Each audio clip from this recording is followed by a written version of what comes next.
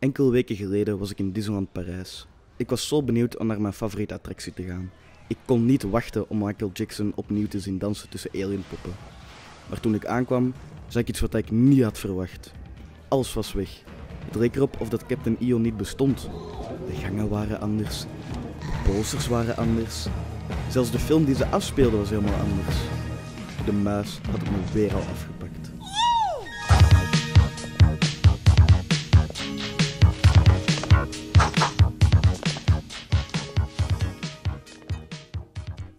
September 2010. Het was de eerste maand van het nieuwe schooljaar. En na 2 weken van het 3e leerjaar zijn mijn pa en ik voor de 13e keer naar Euro Disney gegaan. Na een paar attracties waren we aan het rondstappen en kwamen we een theater tegen aan de achterkant van Discoveryland. Het leek wat verlaten. Er stonden een paar mensen te wachten, maar niet veel. We keken rond en zagen overal posters van Captain EO. Mijn pa zei dat de persoon op de poster Michael Jackson was. Toen had ik nog geen idee wie het was. Maar nadat ik die zaal uitkwam, veranderde heel mijn leven. Ik moonwalkte uit de zaal, ik danste in de wachtrijen. Ik was de grootste fan geworden van Michael Jackson. Ik moest alles hebben van Michael Jackson. Van zijn handschoen tot zijn zonnebril, zijn iconische hoed, zijn videogame Moonwalker, zijn andere film Moonwalker, Barbiepoppen. Sorry, ik liet me gaan. Misschien moet ik eerst even uitleggen wat dat Captain EO is. This is just the beginning. With that thought in mind, let's have a look. Het was het jaar 1985. Disneyland California vierde zijn 30ste verjaardag en voelde de leeftijd sterk. Het jaar ervoor werd Michael Eisner hoofd van de Walt Disney Company en moest zo snel mogelijk een nieuw en hyper jasje geven aan het merk. Eisner vond dat de parken een van de belangrijkste doelgroepen misten: de tieners. Dit was niet enkel het geval bij Disney, maar eigenlijk zowat overal. Men keek niet meer om naar de tieners in de jaren 80. Daardoor zijn er ook zoveel coming-of-ages gemaakt in die periode. Toevallig had Michael Eisner zelf een tiener thuis, genaamd Breck. Michael Eisner liet al zijn keuzes beïnvloeden door zijn zoon. Als zijn zoon het niet goed vond, kon het idee weggegooid worden. Als zijn zoon het geweldig vond, kreeg hij een extra voorzet en krijg je iets zoals Alien Extraterration, de engste attractie in de geschiedenis van Disney waar de meeste kinderen huilend buiten kwamen.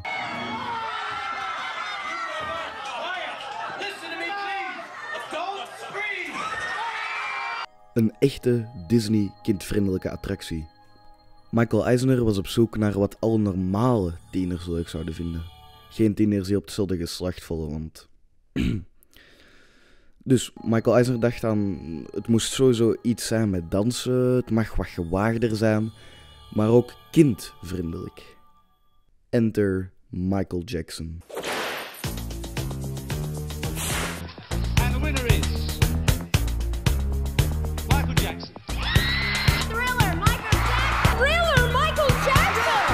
Quincy Jones and Michael Jackson.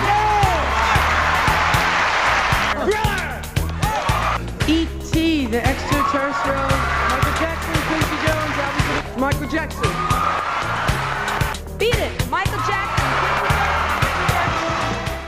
Michael Jackson zat alleen op de top van de wereld en het leek alsof hij er nooit zou vanaf vallen. Michael was in de periode toen het Michael Eisner naar een idee zocht aan het nagenieten van zijn hitalbum Thriller, met de bekende nummers Beat It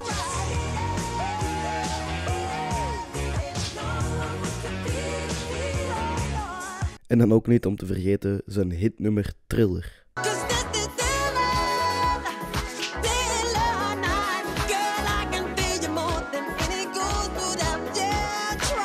Voor Thriller had hij een kleine videoclip gemaakt.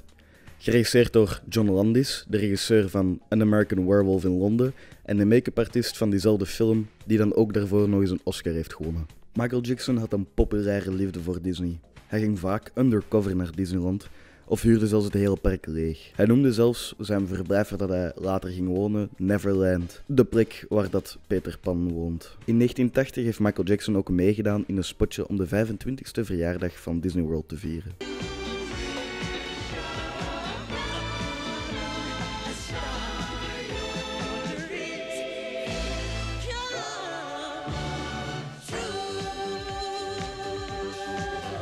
Michael Jackson wilde door zijn videoclip Thriller meer films maken en kreeg rondom hem tips dat het misschien wel een goed idee zou zijn om eens samen iets te doen met Disney. Eisner kende George Lucas nog van in zijn tijd toen Eisner CEO was van Paramount Pictures, het bedrijf dat Indiana Jones filmde, waar toevallig George Lucas de producent van was. De oorspronkelijke bedoeling van het contact tussen George en Eisner was om een Lucasfilm-attractie te maken voor Disneyland. George was aan het twijfelen tussen een Star Wars of een Indiana Jones attractie, maar omdat het jaar ervoor episode 6 uitkwam van Star Wars, was George Lucas eerder een voorstander voor een Star Wars attractie. En omdat de zoon van Eisner een fan was van Star Wars, opende Star Tours op 9 januari 1987 in Disneyland, Californië.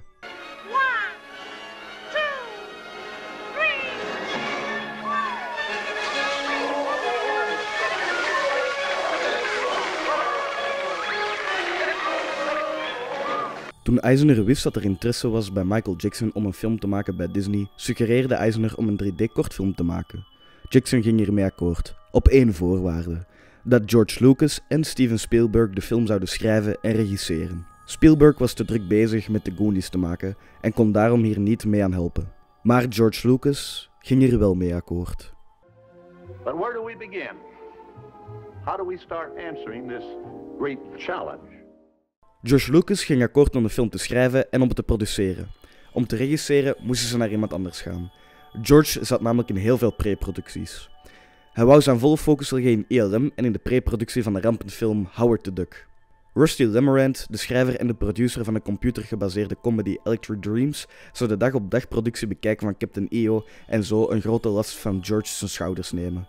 George had zijn goede vriend Francis Ford Coppola gevraagd om Captain EO te regisseren. Coppola zat in financiële problemen en was daarom meteen akkoord. Voor de visual effect supervisor nam George Lucas Harrison Ellenshaw mee. Hij had alle grote ruimteachtergronden gemaakt voor Star Wars. Bij de eerste meeting tussen Ellenshaw en Coppola bekende Ellenshaw dat hij nog nooit een visueel effect had begeleid of iets had gedaan met 3D-effecten. Waarop Coppola antwoordde: "Neither have I, let's do it." Oké, dus we hebben een schrijver, een visual effect supervisor, een regisseur en een acteur. Het enige wat ze nog missen is een verhaal. Het eerste idee voor de film kwam van de Disney-imagineer Rick Rothschild. Hij noemde het idee de Intergalactic Music Man. Hierin moest Michael Jackson met een team van wezens de koude, kille wereld laten zien dat het leven beter is wanneer er kleur en warmte is. Het tweede idee was meer gebaseerd op de liefde die Michael Jackson had voor de verschillende attracties in Disneyland. Het verhaal was een beetje hetzelfde zoals bij de Intergalactic Man, maar hier waren de personages meer fantasierijk en meer gebaseerd op de feeën. Michael zou een personage spelen dat op Peter Pan zou lijken. Ook piraten zouden hier een rol spelen, omdat Pirates of the Caribbean ook een van de favoriete attracties was van Michael Jackson. Michael Jackson, George Lucas, Rusty Lemarant, Francis Ford Coppola en Harrison Ellenshaw zouden het eerste idee van Rick Rothschild verfijnen. Het idee zou de werktitel Space Knight krijgen. Coppola baseerde het karakter dat Michael Jackson zou spelen op het Griekse woord Ios, de zonsopgang en het licht betekent. Dit zou een goed contrast bieden voor de donkere, griezelige wereld waar de slechte koningin zou leven. Coppola had beslist dat Michael een kapitein zou zijn en Ios werd verkort naar gewoon Io. Michael was heel geïnteresseerd in de slechte koningin. Michael Jackson beweerde dat kinderen enge entertainment leuk zouden vinden. Zijn theorie hiervoor: hij vond Alien en Sneeuwwitje goede films. 10 jaar later zou Disney deze theorie opnieuw gebruiken voor Alien Encounter. Een attractie waar ze een kleine alien letterlijk opblazen en kinderen huilend buiten lopen. Skipper now! Oh, shut up, Scruffy. You're not burned. You've just got a healthy glow.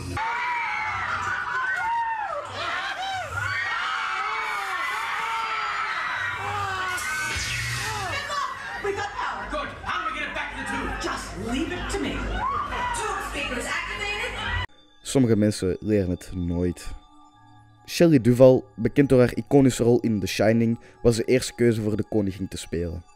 Na haar eerste bezoek aan make-up wees ze de rol af, omdat ze te claustrofobisch werd van de lage make-up die ze elke dag aan moest. Toen Disney Angelica Houston aansprak voor de rol, was ze nog niet bekend. Een paar weken na ze ja zei, kreeg ze massas lovende recensies voor haar acteerprestaties in Prizzi's Honor, waar ze later ook nog eens een Academy Award kreeg voor beste actrice. Laten we zeggen dat ze enorm veel geluk hadden dat het contract al was getekend. In het originele einde zou de slechte koningin veranderen in een mooie koningin en met Michael Jackson als koning. Angelica Houston was hier niet mee eens en zei dat ze geen koning, nog een prinses nodig had. Deze eisen werden opgevolgd en de dag nadat de prinses was gecast, werd ze ontslagen. Yikes. Voor de productie zelf waren er maar 14 dagen gepland, dus Coppola begon meteen met het repeteren. Tijdens een oefening waar Angelica een boss baas moet spelen, heften ze Michael Jackson op en gooiden ze hem op de grond waar Michael nog een paar meter naar achteren schoof. Dit was de dag dat Michael Jackson, de King of Pop, bang had voor Angelica Houston. But this seems to be one of those times I'm tied down here at the studio night and day. Of course, it's always this way when we're shooting a picture. And it so happens we're in the middle of shooting one right now. Op 15 juli 1985 in de studio in Californië begon het filmen van Captain EO officieel. Het was de eerste draaidag. In plaats van de camera te bewegen of in post het beeld te laten bewegen, wilde Coppola het ruimteschip laten bewegen via een hydraulisch systeem. Dit is een systeem waar ze met water dat onder hoge druk staat iets laat bewegen. Michael komt via een lift naar boven in het ruimteschip. Plots springt er een van de hoge drukbuizen kapot, waardoor het water over de hele set spoot. Michael zijn hand werd geknepen door de lift en moest meteen naar de dokter. Michael kwam in de namiddag al terug en wilde meteen beginnen met draaien. Hij wilde beschouwd worden als een serieuze acteur en zag dit als een van zijn kansen. Voor de film heeft Michael ook 2 nummers geschreven: We Are Here to Change the World en Another Part of Me. Het laatste nummer staat ook op zijn album dat hij heeft uitgebracht na Captain EO genaamd Bad. We Are Here to Change the World kan je enkel vinden op YouTube illegaal of de Michael Jackson Ultimate Collection boxset.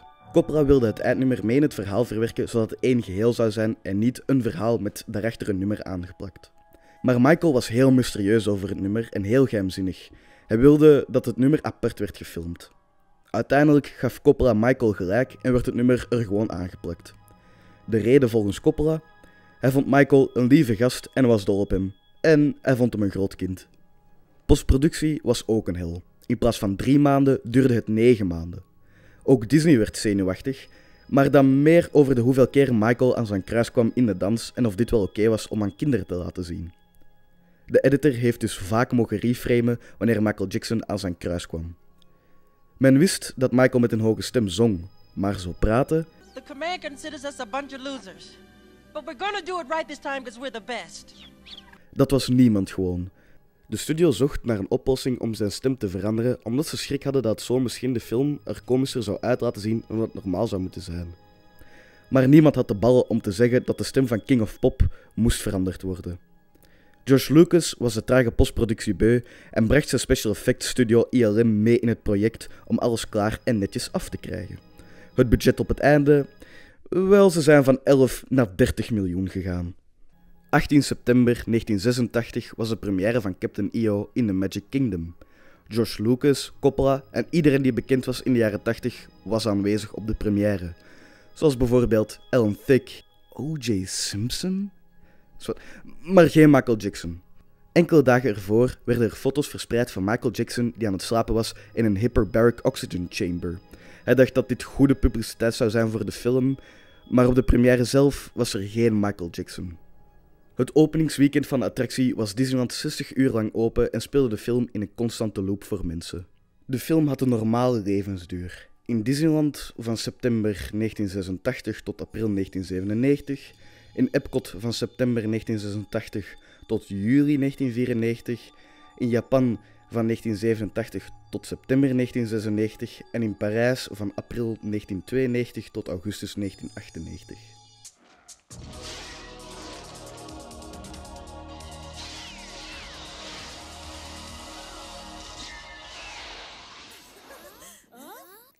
Oh, we gaan weer weg. Gaan we snel nog eens, pap? In elk park werd de film vervangen door Honey, I Shrunk the Audience. Dit was een spin-off van de hitfilm Honey, I Shrunk the Kids, met Rick Moranis, die ene guy uit Ghostbusters, in de hoofdrol. In deze 3D-film is er een fragment waar een grote slang het publiek wilt opeten. Ik vind dit zo eng, en dan nog met de combinatie van Cinemagique waar de exorcist kotst naar het publiek, wou ik nooit meer in eender welke zaal in Euro Disney gaan. Maar hoe heb ik dan die film toch kunnen zien? Wel, op 25 juni 2009 stierf Michael Jackson aan een hartstilstand. Heel de wereld heeft pijn. Disney ook geld. Een jaar later, op 12 juni 2010, opende Captain EO Tribute in alle 4 parken.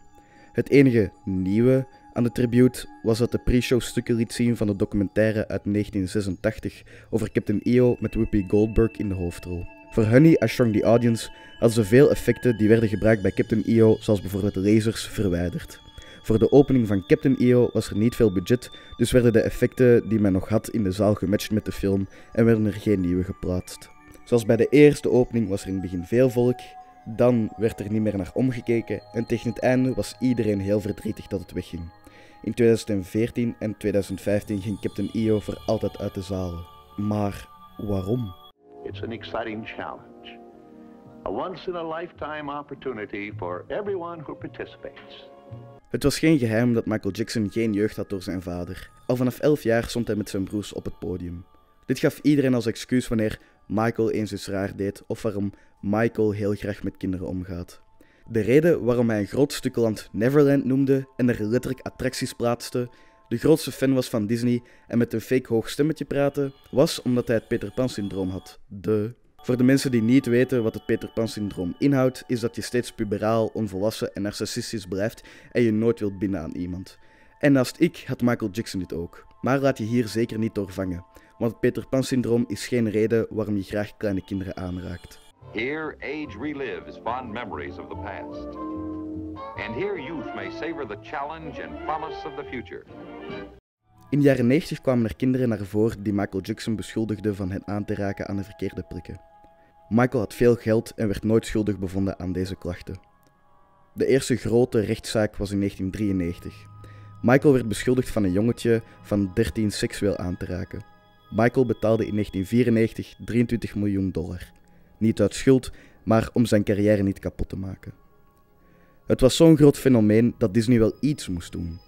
Ze wilden Captain EO verwijderen van de parken. Het mocht niet opvallen dat het door het schandaal werd weggehaald, want ze hadden schrik dat Michael hen dan misschien wel ging aanklagen. Het moest er natuurlijk uitzien.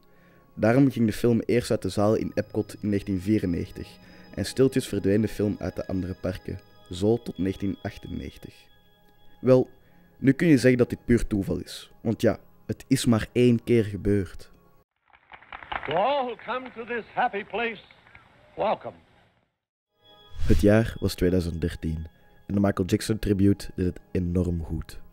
Disney was nog steeds bezig met de branden te blussen die Disneyland Parijs heeft veroorzaakt, maar het was een constante die geld opbracht en waar ze niet veel aan moesten doen. Voor 3 jaar dan toch. In 2013, 4 jaar na de dood van Michael Jackson, kwam Wade Robson naar voren en klaagde Michael aan wegens seksueel misbruik toen hij 7 jaar was. Het controversiële aan deze zaak was dat Wade in een zaak tegen Michael in 2005 Michael Jackson verdedigde. Hij zei toen dat hij meerdere keren in 1989 in de kamer van Michael Jackson sliep, maar hij was nooit verkracht door hem. In 2013 verklaarde hij waarom hij eerst Michael verdedigde. The days leading up to that interview, the conversation from Michael was, they're saying that we did this, that, and the other, these disgusting sexual things, and we never did any of that, right? And I would just play along and say, yeah, it's crazy, we never did anything like that. Wade Robson is een bekende danser en choreograaf. Hij heeft 2 Emmys gewonnen en heeft ook heel veel muziekvideo's en wereldtournees geregisseerd, voor bijvoorbeeld NSYNC en Britney Spears. Maar wat hem nog steeds achtervolgt is de start van zijn carrière, die mogelijk werd gemaakt door Michael Jackson. Door deze rechtszaak wou Disney niet meer geassocieerd worden met Michael Jackson. En omdat grof gezegd Michael er niet meer was, ging het proces van de film verwijderen veel sneller. Wat ook natuurlijk een negatief kantje had. Ze konden niet op tijd iets nieuw maken om in de zaal te tonen. In Japan werd de zaal omgevormd voor de attractie Stitch Encounter. In Anaheim werd het een plek waar men sneak peeks liet zien voor verschillende films die uitkwamen, zoals Guardians of the Galaxy, Big Hero 6, de langspeelfilm van Walt Disney Pictures Tomorrowland en enkele scènes van Star Wars over het Season of the Force evenement in het park. Er was een gerucht dat de film ooit ging terugkomen, maar dat is nooit gebeurd. Elk spoor van Captain EO is verwijderd en na de documentaire Leaving Neverland in 2019, waar 2 aanklagers van Michael Jackson naar voren komen en hun gebeurtenissen vertellen, lijkt het alsof Disney nooit meer iets te maken wil hebben met Michael Jackson. Captain EO lijkt nu nog maar een droom van een 9-jarige Arno, waar zijn 2 favoriete dingen van die tijd, Star Wars en Michael Jackson, samenkwam. But how could you top it? Well, we set the place on fire. And we have our audience trapped down in this flaming city. Ik ga vaak naar Disneyland. Ik ben een van de velen die naar Disneyland gaat om aan de realiteit te ontsnappen en te genieten van de bubbel die Walt Disney heeft gecreëerd. Als ik in Disneyland ben, voel ik me meteen terug klein en komen alle leuke herinneringen terug naar boven die ik er heb beleefd. Een van mijn leukste herinneringen is naar Discoveryland gaan, naar Captain EO kijken en dan dansend uit de zaal gaan. Ik ben niet de enige die een leuke herinnering heeft aan Captain EO. Als je kijkt naar de massa's mensen die aanstond te schuiven voor de heropening van Captain EO, merk je het gemis dat de mensen hadden naar de film. Michael Jackson is maar één persoon van de zoveel mensen die aan de film hebben meegewerkt.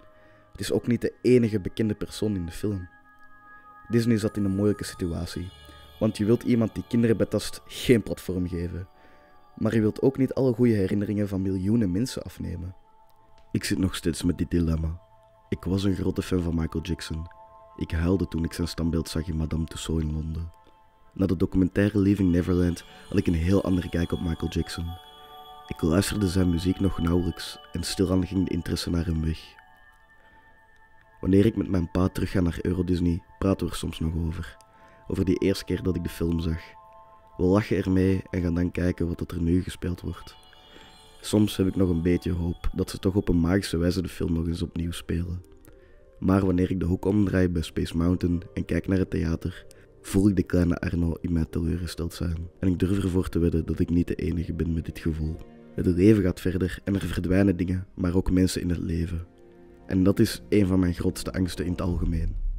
Daarom maak ik deze video-essay ook, om het van me af te kunnen schrijven op een manier. Steeds als ik aan dit deel van het video-essay werk, merk ik dat ik toch wat emotioneler word. Kijken naar de tijd waar ik het liefst teruggrijp en het liefst terug wil zijn in het leven. Zo jong, niet denken aan andere problemen. En begrijp me niet verkeerd, ik snap volledig waarom dat Disney dit heeft gedaan. Deels maak ik deze video-essay ook om mensen die dit nog niet wisten, toch een betere kijk te geven op de realiteit. Want wat Michael Jackson heeft gedaan, is onmenselijk. Maar ik denk toch dat ik veel geld zou geven om Captain EO nog eens voor een laatste keer te kunnen zien in het theater in Discoveryland samen met mijn pa.